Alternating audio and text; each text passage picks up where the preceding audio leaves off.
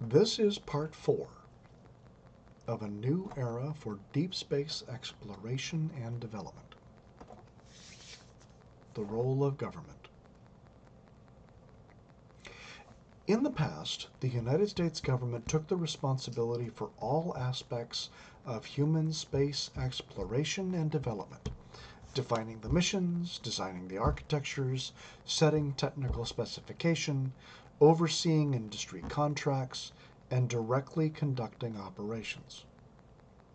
The government will continue to have a central role for the foreseeable future, but in partnership with private industry.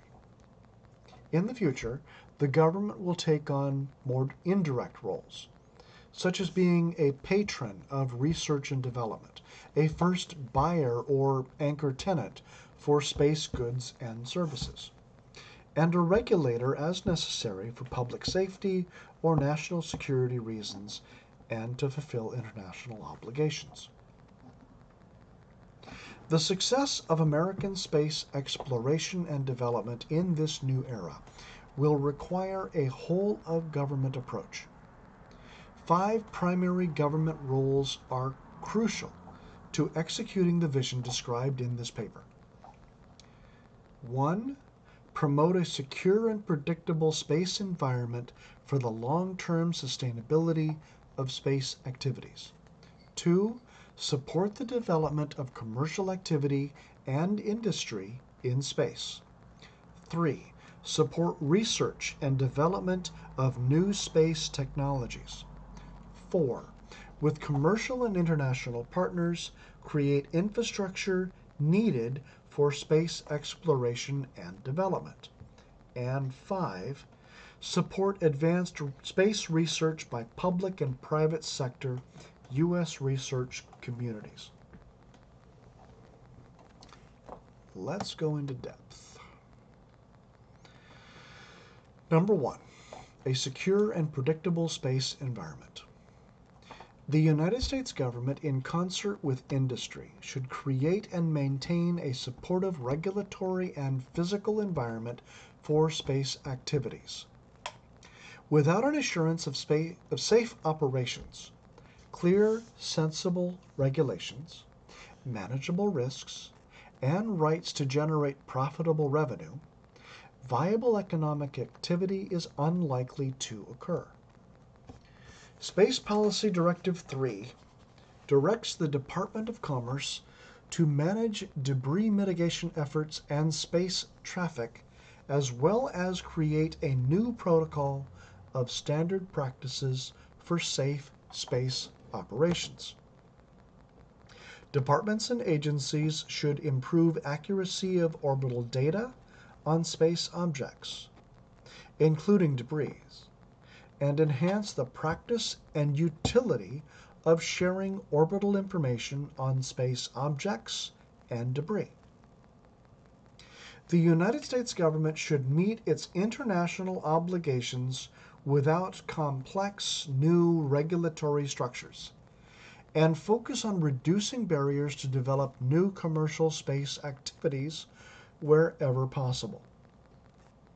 In areas where relevant law, policy, and/or regulation currently exists, improvements must still be made to maximize U.S. competitiveness and drive innovation.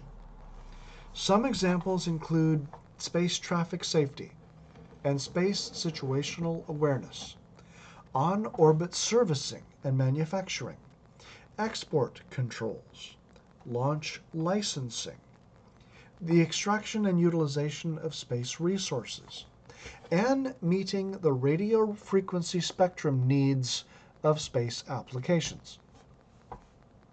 To that end, the National Space Council has tasked the Departments of Commerce and Transportation to provide a roadmap to enable all commercial space activities to receive authorization under appropriate frameworks. Number 2, development of commercial activities and industry in space. The United States government should stimulate demand for space products and services consistent with civil and national security missions. Although the United States government cannot and should not be the sole customer for all space capabilities, the government has a role in facilitating the development of these markets. The United States government can help increase international demand for space derived products, particularly on the part of developing countries. For example, space based communication, navigation, remote sensing, and related services can help improve the productivity of industries in developing countries. Supporting the space needs of developing countries also provides an alternative to states that might otherwise turn to malign actors who may burden them with excessive debt and engage in other detrimental practices.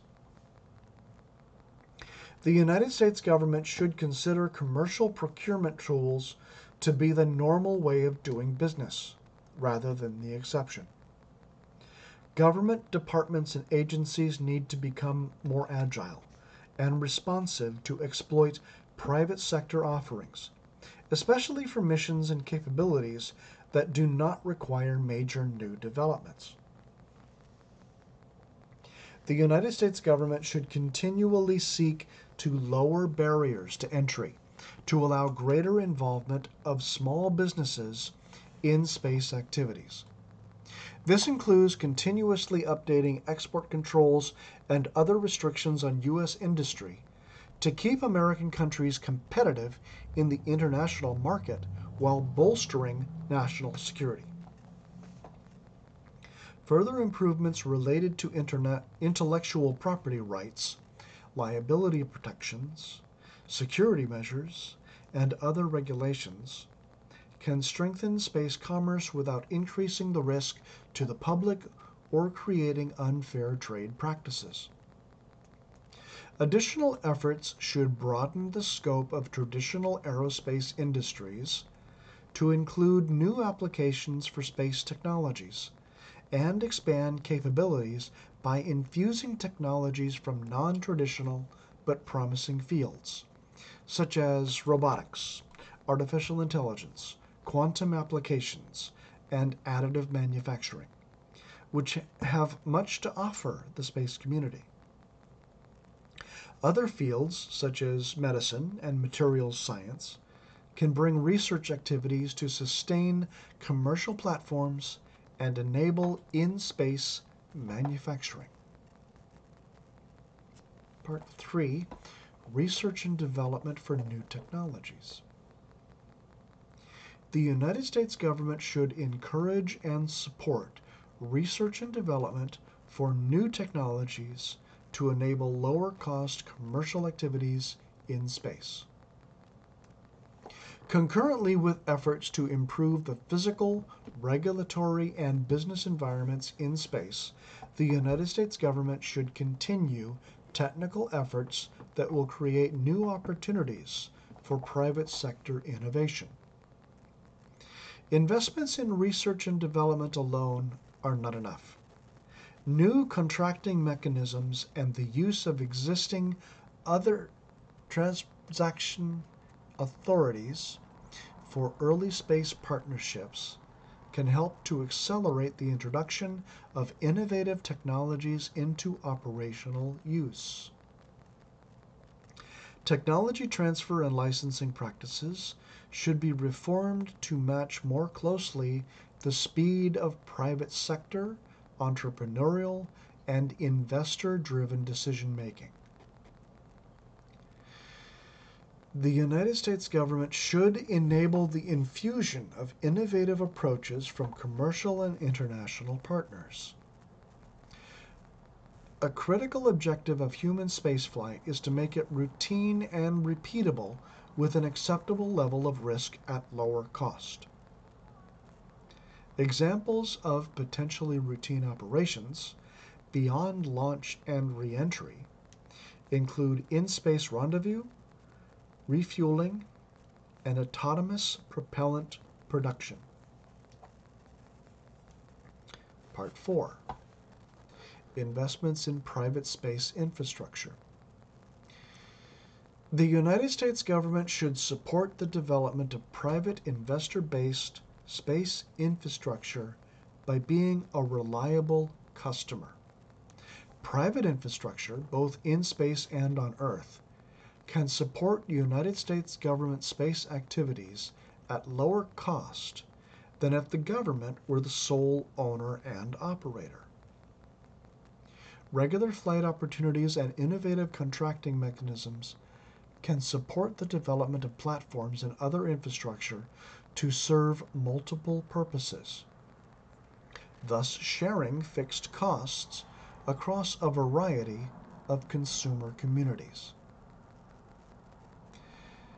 The United States government should further improve how it coordinates and communicates research and development priorities to the private sector.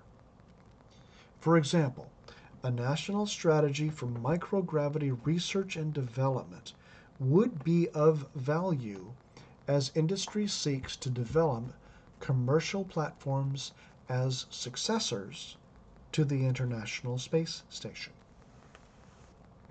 Infrastructure priorities should include consideration of the long-term financial and technical sustainability of space exploration and development. In particular, the U.S. government should encourage the creation and testing of scale versions of the technologies, instruments, and processes that will enable Moon, Mars, and asteroid surface operations. In situ resource utilization technologies for extraction of resources to create potable water, breathable air, spacecraft propellant, and other necessities are particularly critical.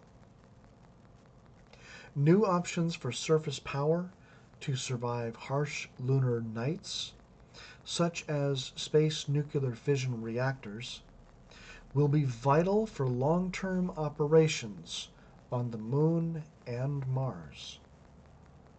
New approaches to surface transportation and spacesuit design, particularly related to dust rejection, will be key to maximize opportunities for exploration and scientific returns. Part 5. Support of advanced space research activities. In partnership with the private sector, the United States government, including its complex of U.S. national laboratories and other federally funded research and development centers, should encourage and, as necessary, financially support advanced space research activities throughout the U.S. public and private research communities. The current foundation of scientific and engineering knowledge about the Moon and its resources is the result of federal funding of academic and private research activities on Apollo samples and geophysical data. Private sector research capabilities and funding will be crucial to the commercial development of space as the United States and its partners gain new knowledge from exploring the Moon, Mars, and other destinations. Universities can make important contributions to the development of new technologies, private space infrastructure, and advanced space research. Universities have unique networks for expertise, both within the United States and internationally, that can enhance space exploration and development. Individual university laboratories and experts have traditionally been a part of civil, national security, and commercial space projects and programs. However, consortiums of universities might address particular challenges, such as deep space medicine, automated in situ resource extraction, and artificial intelligence for high reliability remote operations. Concluding observations. Some people argue that humanity is destined to develop space settlements and become a multi-planetary species. Although this is certainly an exciting possibility, it will depend on our ability to use in-space resources and live independently from Earth's support and environment. It will also depend on finding economic reasons for living and working beyond the Earth. Reasons that do not rely on support from taxpayers. At present, we do not yet know if any of these conditions are possible.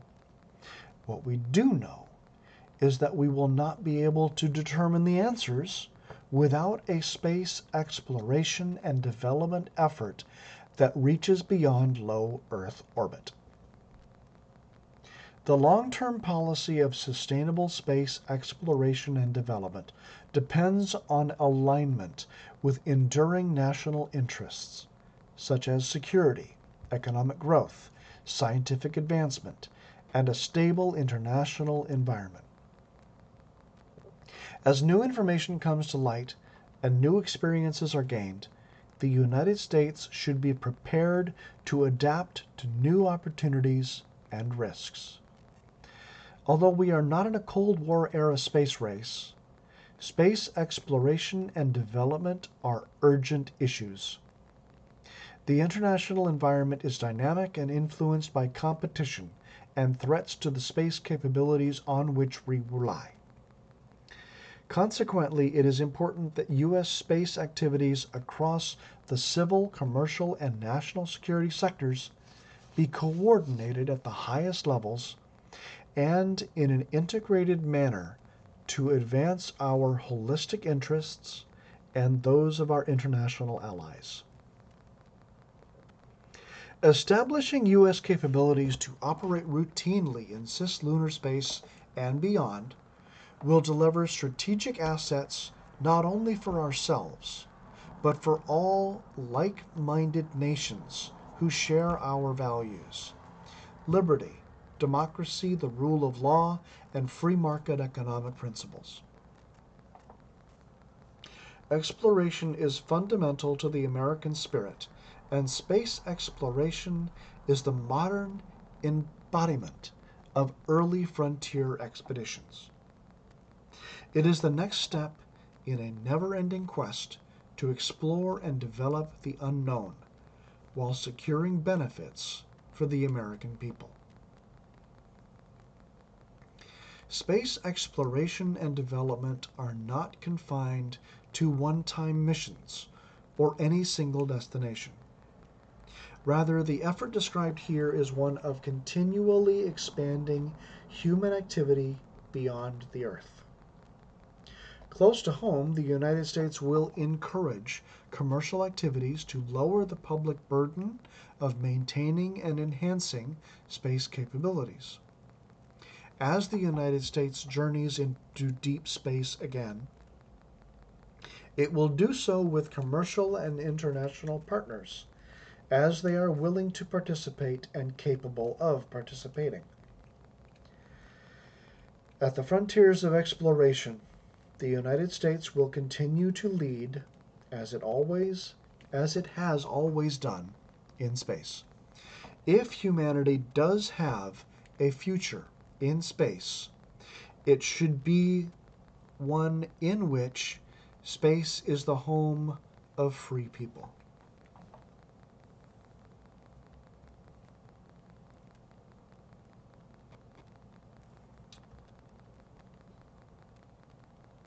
The end.